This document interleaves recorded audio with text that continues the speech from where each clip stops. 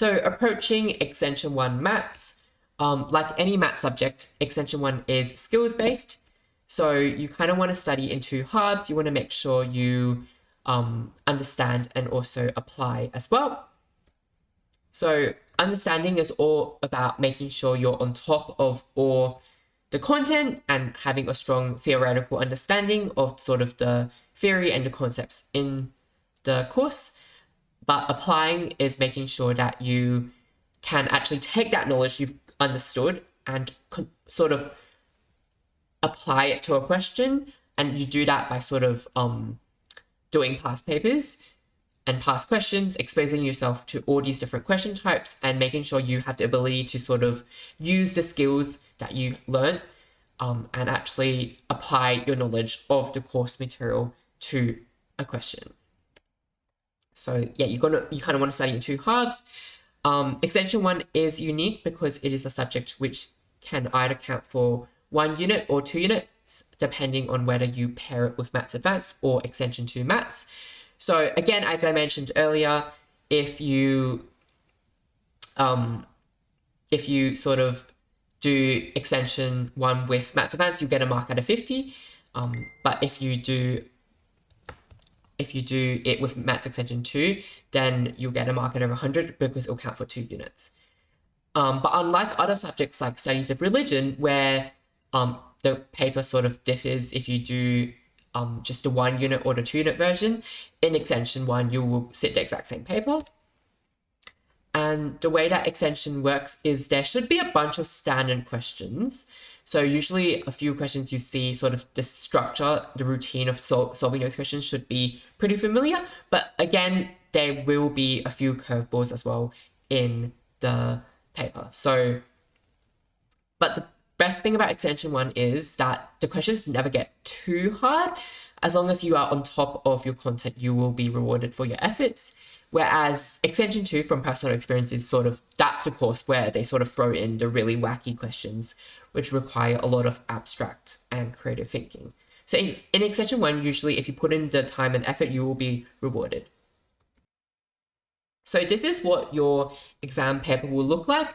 So the Extension 1 paper is 2 hours long, which is 1 hour shorter than the Maths Advanced and Extension 2 papers, which will be 3 hours long. And instead of being out of 100, it will be out of 70, and you'll have 10 multiple choice questions, and then you'll have 4 questions, questions 11 to 14, consisting of multiple parts, which are each worth 15 marks. So there'll be like sub questions underneath each question, and in the exam, I believe you will have separate writing booklets for each question. That's how it was like when I sat my HSC back in 2018. Whereas with Extension 2, you have 6 questions, questions 11 to 16, which also are worth 15 marks. Maths Advanced used to be the same, but in the new syllabus, they've sort of broken the structure, and instead they have a bunch of these questions, short answers, like a bunch of questions that don't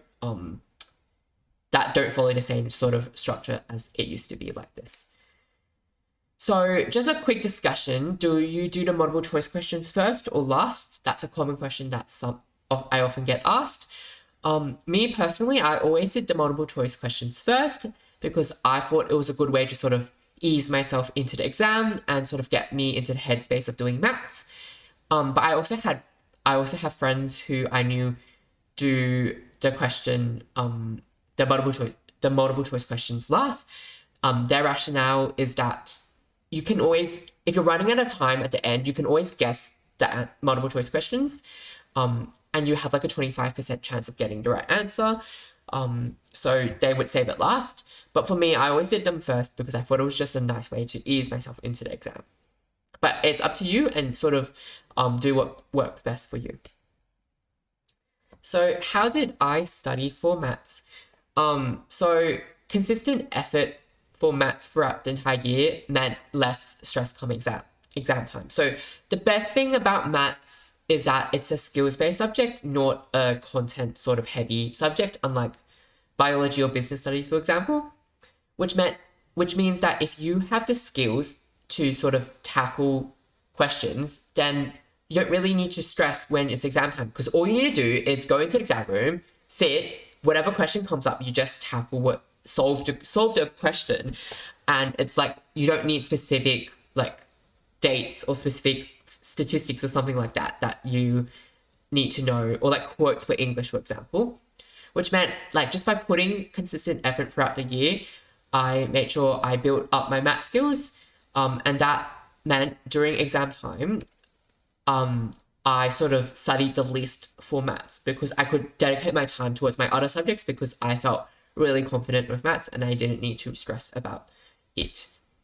I also didn't use a reference sheet. So I was one of these people who never used a reference sheet, but I made sure I knew what was on it just in case I had like, I don't know, a mind blank in the exam or something and I needed to quickly refer to a formula. But I did so many practice questions, I already basically knew all the formulas by heart that I didn't need to use a reference sheet. And before exams, my routine for studying maths purely consisted of doing past papers because I feel like they're the best study resource for studying for maths because they sort of assess your ability to apply your skills and your knowledge in order to tackle questions. Obviously, you guys are on the new syllabus, so this isn't as much of a viable option for you guys because but you guys are sort of lucky in the sense that you aren't exactly the first people to sit the new syllabus. You've got the class of 2020, 21, and 22. So you guys have 30 sets of past papers at your disposal. Also the sample paper, so that's like a fourth past paper too.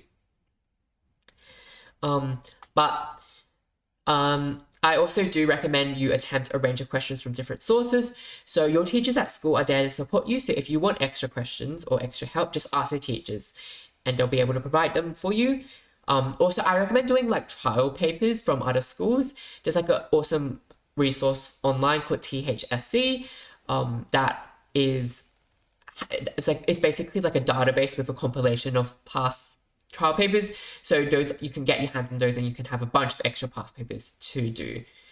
And if you know which topics were in the old syllabus, you can also practice doing them on old past papers as well. So you can still use old past papers to help you study.